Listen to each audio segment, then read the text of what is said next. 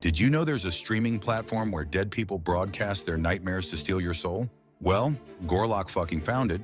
She stumbled across Dreamcast at 3 in the morning, watching some random girl sleep for donations. Weird as fuck, but people pay for anything these days, right? Wrong. After watching for an hour, Gorlock started having the exact same nightmare as the streamer. She was trapped in this girl's bedroom, trying to wake up, trying to log off, but nothing worked. The chat was going crazy with other viewers experiencing the same shit. That's when Gorlock realized the truth. These streamers weren't just sleeping, they were fucking dead. Their consciousness was trapped in an endless nightmare loop, broadcasting their terror to harvest fear energy from viewers.